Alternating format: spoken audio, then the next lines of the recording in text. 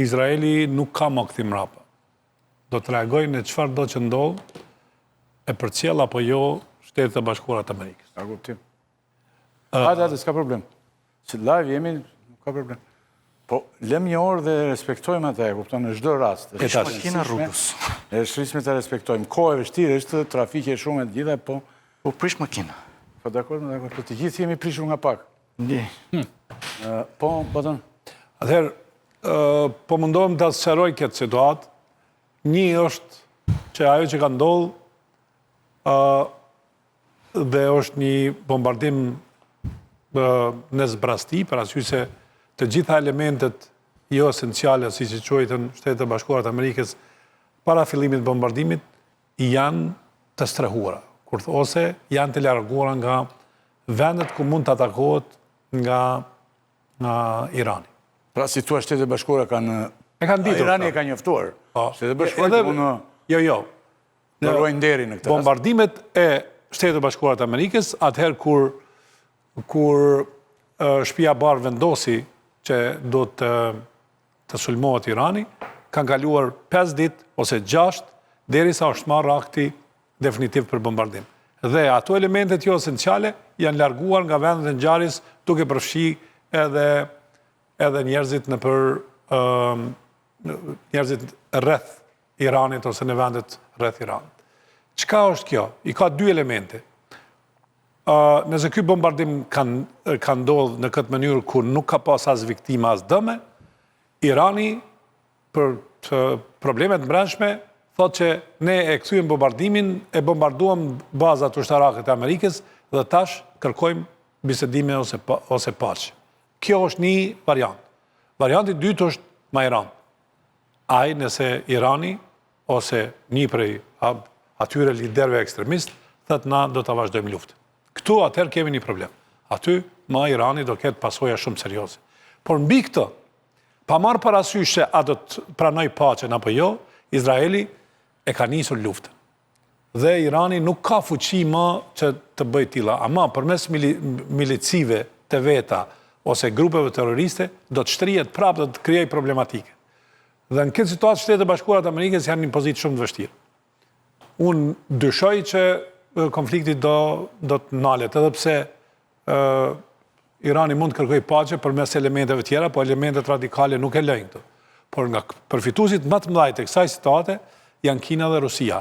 E para në Ukrainë, e dyta që mund thirrët në një presedan në Ukrainë edhe në Iran dhe mund ta sulmoj Tajvanin në gjatë muajve të ardhshëm. Ose mund ta okupojë Tajvanin. Dhe pastaj këtu kutia Pandorës hapet për gjitha konfliktet e ngrirat të cilat kanë qenë deri më tash. Kjo është për mua një farë shpjegimi asaj që ka ndodhur sot, për arsye se nëse Shtetet e Bashkuara të Amerikës hynë frontalisht për, po themi jo me trupa, por hynë frontalisht dhe politikisht për ndërruar regjimin e Iranit, atëherë unë mendoj që 3 fronte Shtetet e Bashkuara të Amerikës është vështirë të mbajnë dhe një negociatë e ardhshme kur ka pafuqi edhe që ta mbajë edhe Ukraina nëse konflikti në Ukrainë, edhe një konflikt të mundshëm Tajvan, edhe një atje mes Pakistanit edhe Indis, kam përshtypjen që këtu Kina ka hapësirë për destabilizim dhe mund ta kemi një treshe që do të bisedoj për të ardhmen tonë. Ajo është Kina, Amerika edhe Rusia. Për arsye se Bashkimi Evropian u poshtnua në Gjenevë, provoi ta bëjë një gest civil ose civilizuar për ta ndarë konfliktin, dhe derisa ishte atje filloi bombardimi amerikan. Një analist i quar që unë nuk po e kujtoj tani, që unë e lexoj në momentet e fundit, nuk po vjen emri, thoshte që ky është një regjim është një regjim si komunist militant. Kush? Regjimi i Iranit dhe një lloj si regjime të tillë, si regjimet komuniste, si ka qenë Rusia të gjithë, është mjaft e vështirë për të rrëzuar. Bëhet fjalë që mund të vijë edhe punat e ideja për të ndruar regjimin. Por ai nënvizonte një gjë që më mbeti në mendje shumë interesante, që është një regjim militant, shumë militant, siç kanë qenë komunistët përgjithsisht. Dhe vështirësia këtu ka qenë Por, një fjali për ta thënë. Por, ja në vizoj dhe diçka tjetër, këshin ribotuar dhe një shënim të ish presidentit Clinton, një buri i mençur dhe i urtë, i cili... Nuk më pëlqev, si e tha. Së pëlqeu. Jo. Por a i thoshte që... Ishte një moment që nuk thuhet. Por a i... Ta për Netanyahu. A i s'është me president. A i e tha tha për që Netanyahu. Netanyahu kërkon të qëndrojë në pushtet me këtë mënyrë. Kush është superfuqia këtu, tha, unë jam dhe po... Ja.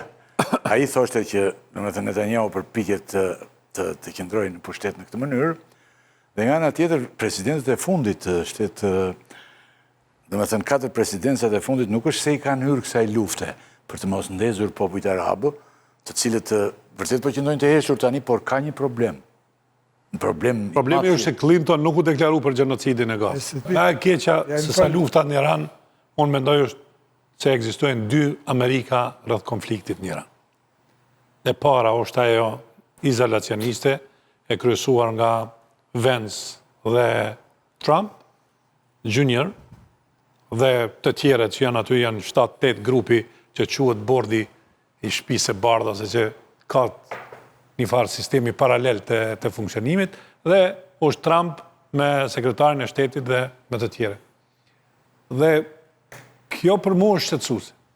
Shqetësuese për arsye se perandorit kur nuk bin nga jashtë, bin nga brenda. Dhe nga këto konflikte të cilat krijojnë paqartësi. Dhe këto paqartësi momentalisht i kemi nga 2 njerëzit kryesor. Magna ka qenë një projekt politik që thuhet, ashtu që si e ka pas edhe Obama dorën zemër, i cili e ka dobësuar Amerikën gjatë. Sot Trump i tha që Irani le të krijojmë jo Magma, po Migma. Një gjithë të tillë. Dhe Miga, Maga dhe Miga. Të krijojë Migën tha. Ajo që është shqetësuese për mua është që konflikti brenda shtëpisë së bardhë që e kryeson Vance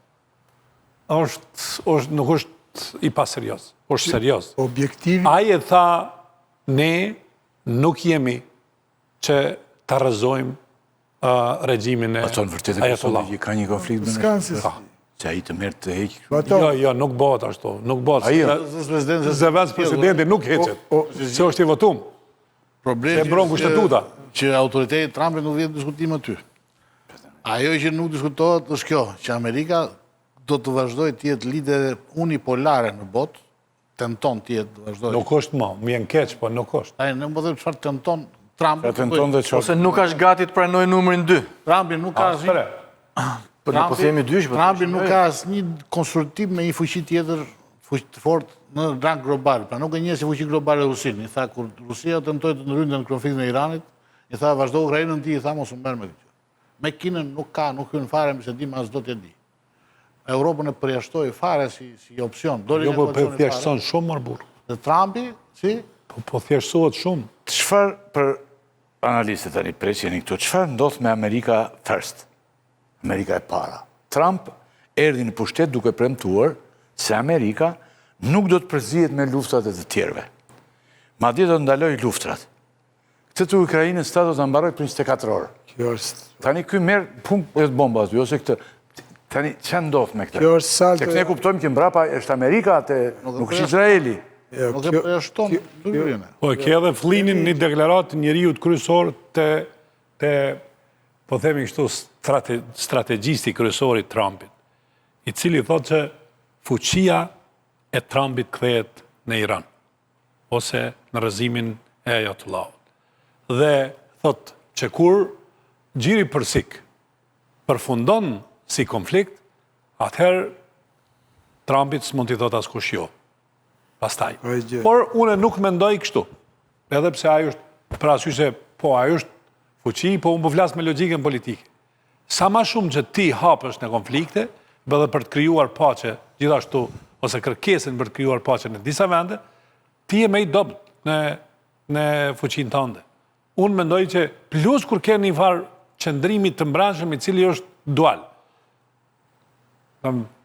Qëndrimi i mbrëmshëm dual në Amerikë, e sidomos në Shtëpinë e Bardhë, nuk e çon asnjëherë problemin në Kongres. Për arsye se Venci dhe të tjerët, të cilët janë angazhuar që të krijojnë një kongres i cili është